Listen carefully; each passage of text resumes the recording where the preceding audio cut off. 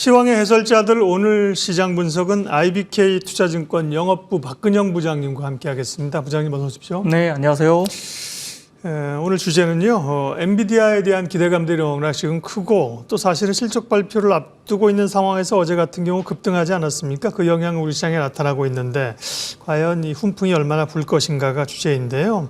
그러게요. 실적 발표를 앞두고 미리 좀 오르는 것이 아닌가 싶기도 하고 국내 반도체주는 반응을 하고 오늘은 또 이제 음봉 만들고 있습니다. 강하게 출발했다가 좀 상승폭을 반납하고 있는데 네. 엔비디아 훈풍 다시 좀 볼 수 있을까요? 엔비디아는 목표 주가가 약 800달러까지 지금 제시가 된 것도 있고요. 네. 어제 HSBC인가요? 780달러. 그러니까 상당히 좀 높은 목표 주가 상향 조정이 이루어지고 있고 하반기에는 지금 우리가 생각하는 HBM 관련된 엔비디아 제품들이 GPU 쪽과 관련해 가지고 좀 쇼티지예요. 후공정이 쇼티지이기 때문에 TSMC 같은 경우는 CoWoS 관련된 후공정 이슈가 패키징 하는 것이 지금 워낙 이제 지금 물량이 그러니까 캐파가 모자라가지고 돌리지를 못해서 GPU를 제대로 좀 공급을 하지 못하는 수요 대비 그렇습니다. 그러다 보니까 삼성전자가 이와 관련된 부분에서 이제 TSMC의 CoWoS 관련된 이거를 삼성전자는 iCube라고 부르는데 비슷한 그 공정에 대한 부분들을 오늘 KB증권인가요? 그 리포트가 나오면서 북미 쪽의 GPU 회사에다가 지금 턴키 관련된 부분을 통과했다라는 KB증권 리포트가 나왔습니다. 어떻게 확인한지는 모르겠지만 그렇다면 엔비디아 물량을 삼성전자가 갖고 온다는 이야기입니다.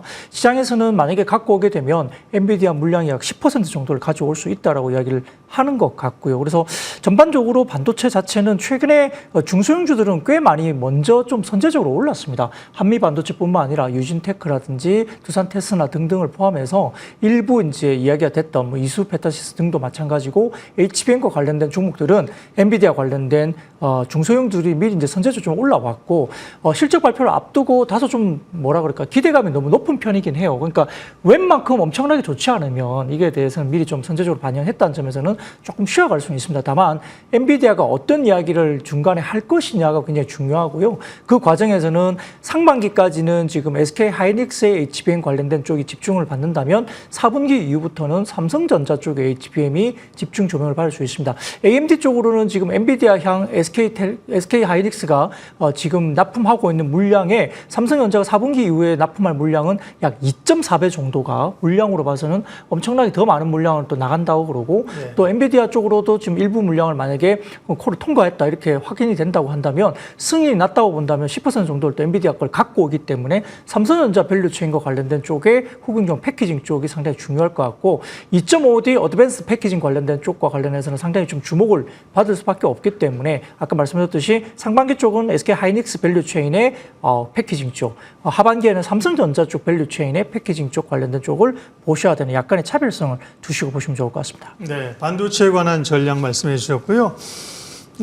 시장 이슈 분석하겠습니다. 이번 주 핫 테마 자동차 부품으로 꼽으셨는데 분주가 많이 움직이지 않은 것 같은데? 네, 많이 안 움직였으니까 말씀을 드릴 수 있는 거고요. 네. 급등을 해버렸으면은 이 자리에서 말씀드리기에는 좀 부담스럽겠죠, 네. 당연히. 그렇기 때문에 생각보다 조금 덜 오른 상태라서 네. 조금 지켜보자고 말씀을 좀 드리고 싶어서 가져와 봤는데요.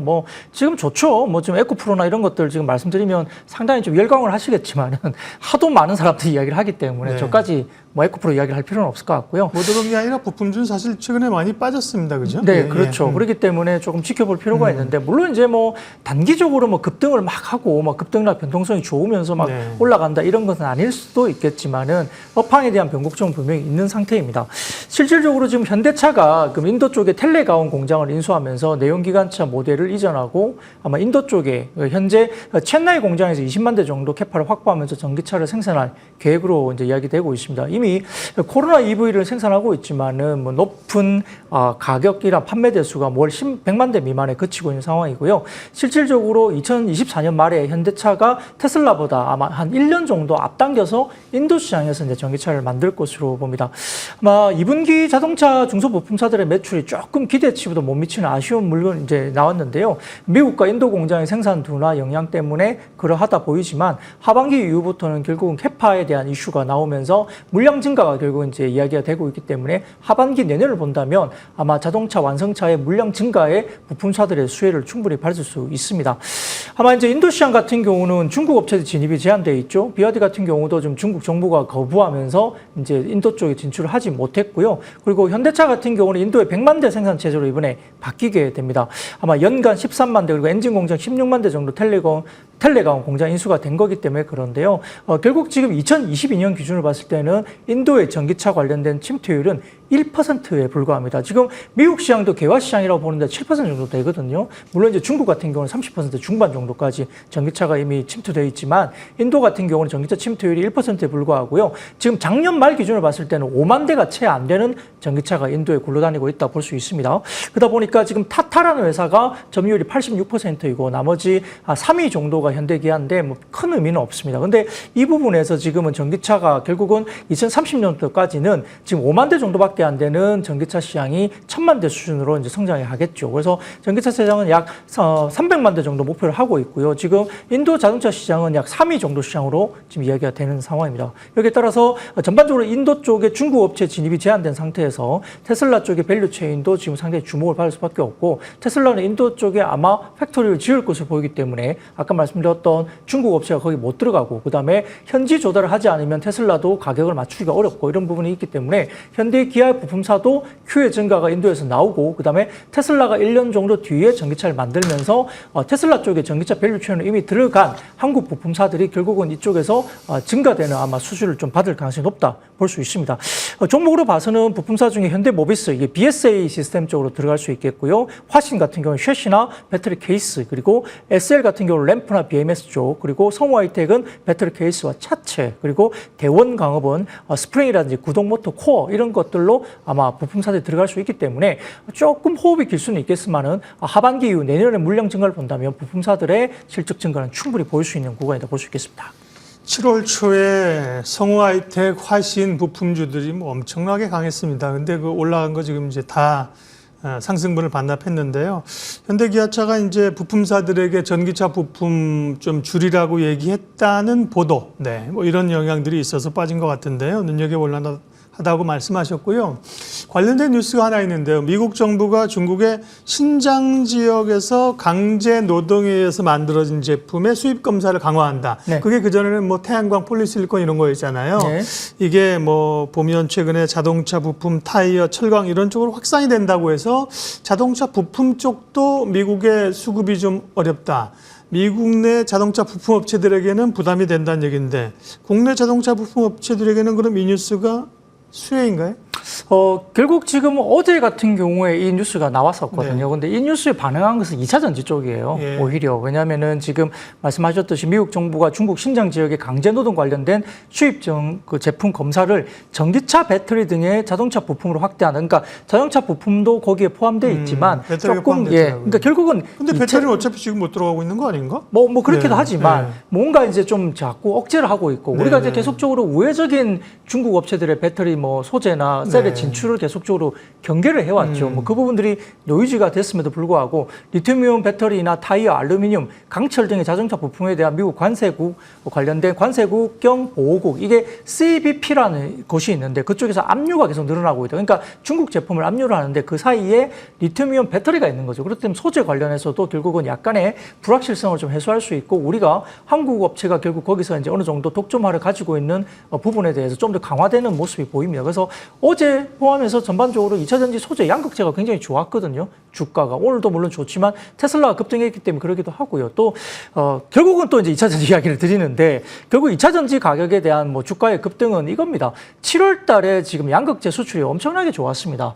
4, 5, 6월 달에 계속적으로 빠지던 양극재 수출 물량이 7월 달에 26,000 톤 이렇게 나오면서 굉장히 좋았거든요. 특히나 이제 지역별로 차이가 좀 있었는데 청주 쪽이 굉장히 좋았어요. 전 월비 대비 37%나 급증했는데 청주 쪽에 뭐가 있죠? 에코프로 BM이 있죠. 예. LG화학하고. 예. 그러다 보니까 에코프로 그룹이 대장주로 치고 나가는 거고 대구 쪽은 13% 정도의 증가가 있었습니다. 약간 아쉽죠.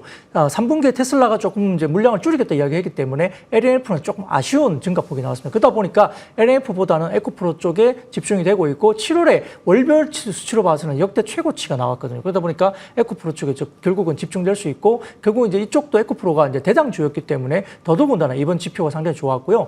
아마 2분기 대비 3분기가 에코프로 내부적으로도 컨센서스가 IR 했을 때 약 한 20% 정도의 출하량 증가를 할 수 있다라고 IR에서 이야기를 했는데 이 정도는 3분기에 좀 맞출 수 있지 않을까. 7월 지표만 보면. 근데 이제 8월 달로 보면 1월부터 20일까지는 월간 수출 물량은 조금 7월보다는 조금 처집니다. 근데 이제 하반기, 그러니까 나머지 20일부터 30일까지 또 막판에 월말에 또 집중되면 물량은 또 올라갈 수 있으니까 20일까지의 물량, 일평균 물량은 좀 7월보다는 좀 처지는 물량이 좀 나왔는데 마지막에 이제 남은 10일 동안 어떻게 이제 월말에 집중되는 물량이 있는지를 좀 지켜봐야 될 것 같고 7월에서 8월까지 만약에 물량 증가가 보인다고 한다면 3분기는 분명히 물량 증가가 나오겠죠. 예. 그렇게 되면은 2분기를 바닥으로 해서 물량 증가, Q의 증가가 된다면 판가는 빠질 겁니다. 왜냐하면 리튬 가격이 빠졌기 때문에. 근데 판가가 빠지더라도 Q의 증가가 된다면 고점 대비 빠진 상태에서 뭐 에코프로 그룹을 포함한 2차전지 양극재 쪽은 일단 리바운드에 나올 수 있는 국면이라고 볼 수 있겠습니다.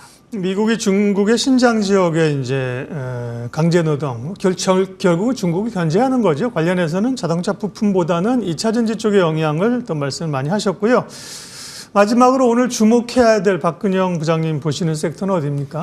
IT 부품 쪽입니다. 실제 네. IT 부품이 별로 못 올랐죠. 그러다 보니까 좀 2분기 실적도 약간 좀 좋지 못했고요. 그러다 보니까 좀 약간 관심도가 좀 떨어져 있긴 한데요. 그럼에도 불구하고 전기전자 업종의 전자부품, IT 부품 같은 경우는 아마 2분기 관련해서 3분기를 넘어가면서 영업이익이 아마 역성장에서 벗어날 것 같고요. 전체적으로 QOQ 성장이 상당히 2분기 대비 3분기가 좋을 것 같습니다. 계절적인 성수이기도 하고 그다음에 주요 전장향, 그러니까 자율주행 전장향 쪽의 매출이라든지 메모리 업체들의 출하량 증가 때문에 반도체 패키지 업체의 실적 개선이 보이고 있는 상황인데요. 실제 지금 삼성전자와 애플의 신모델 출시 때문에 3분기 글로벌 휴대폰의 출하량은 늘어날 수밖에 없고 전분기 대비 7.6% 정도 증가가 예상됩니다. 휴대폰 부품업체 전진적인 실적 개선도 기대되고 있고 최근에 MLCC 같은 경우는 가동률이 80% 초반까지 올라왔습니다. 상당히 좋아지고 있고 수출 물량도 단가라든지 물량 자체가 MLCC가 늘어나고 있기 때문에 오늘도 마찬가지로 MLCC 관련 종목들은 리바운딩이 나옵니다. 휴대폰 등의 IT기기 초소형 고용량 영역에서 경쟁력이 상당히 높고 그다음에 20% 초반의 전장향 매출 확대도 보이기 때문에 MLCC는 일부 이제 바닥을 찍었다라고 볼 수 있기 때문에 우리가 뭐 삼성전기를 포함한 그 외에 뭐 사마컨덴서, 아모텍 등과 관련된 MLCC 관련된 종목들을 좀 보셔야 될 것 같고요. 그다음에 이제 우리가 이야기하고 있는 FCBGA 부분 관련해서도 이야기가 되고 있는데 실질적으로 지금 FCBGA는 3분기는 그렇게 실적이 좀 안 좋을 수도 있어요. 근데 왜 우리가 주목을 해야 되느냐? 기판이죠, 기판 그거는. 그렇죠. 네네. 그건 기판 쪽인데요. 3분기는 FC-BGA 쪽이 그렇게 좋을 필요는 없어요. 근데 네.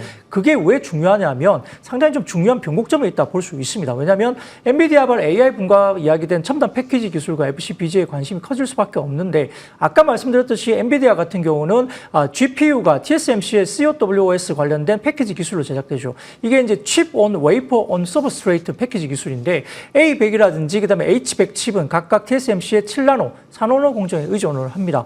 그래서 전반적으로 이 부분에 대해서 실리콘 인터포즈를 사용하는 COWOS 관련된 S 그리고 저렴한 유기 인터포즈를 사용하는 COWOS-R 그다음에 소형 LSI 칩으로 전점을 접촉한 COWOS의 L로 구분이 되는데 이 부분에서 인터포즈가 로직 반도체, GPU나 메모리, HBM 등의 이중 반도체를 하나의 패키지에 집적하기 위해서 사용하는 별도의 기판이죠. 이 부분 때문에 아마 전반적으로 상당히 좀 비싼 가격이기 때문에 대면적 제조가 어렵다는 점에서는 쉽지 않은 국면일 수 있습니다. 결국은 이 부분에 관련해서는 우리가 이야기될 때 이 부분에서 뭘 쓰이죠? FC-BGA가 결국은 쓰인다는 거죠. 그래서 GPU 관련된 FC-BGA 수요가 고성장을 이루어질 것이고 업체들이 인터포즈를 부착할 FC-BGA를 제작할 수밖에 없기 때문에 결국은 엔비디아 쪽의 GPU 물량이 늘어나면서 FC-BGA가 향후에 상당히 좀 긍정적으로 이야기가 될 수밖에 없는 상황이다 볼 수 있습니다. 현재까지는 업계 기술력 순위를 보면은 유미 마이크론과 삼성전기 등이 이비덴 뒤를 이을 가능성이 높은데 현재까지는 이비덴이 수요를 이제 공급을 하고 있죠. 근데 그 뒤를 따르는 것이 유미마이크론과 삼성전기예요. 그러다 보니까 삼성전기는 아까 말씀드린 MLCC라든지 IT 부품과 관련된 쪽이 좋을 수밖에 없고 FCBGA는 조금 이번 분기는 쉬어가는데 결국 아까 말씀드렸던 AI GPU용 엔비디아 쪽에 관련된 이야기에 대해서 COWS 관련 솔루션에서 결국은 FCBGA가 늘어날 수밖에 없는 그 이야기. 현재까지는 이비덴이 하고 있으나 확장을 된다면 삼성전기까지 기회가 온다는 점에서 좀 주목을 할 필요가 있겠습니다. 네, FCBGA 뭐 평상시에 이렇게 굉장히 흔하게 쓰시지만 저희는 이제 또 잘 몰라요. 그게 이제 PCB 쪽에서 들어가는 거니까. MLCC나 이런 쪽은 삼성전기가 어쨌든 가장 관심주일 것 같고요.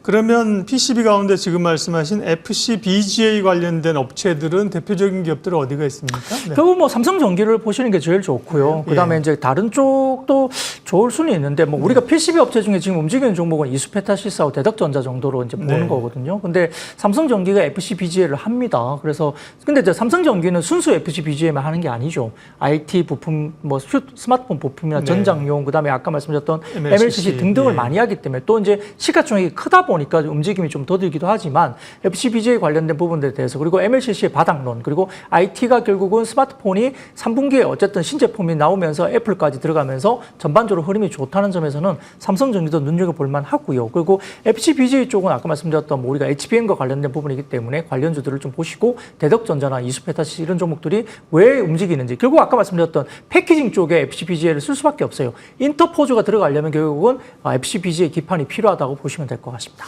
네, 오늘 IBK 투자증권 영업부 박근영 부장님과 시황 분석했습니다. 주목해서 보시는 쪽은 IT 부품 쪽 MLCC PCB였습니다. 박근영 부장님 함께했습니다. 고맙습니다. 감사합니다.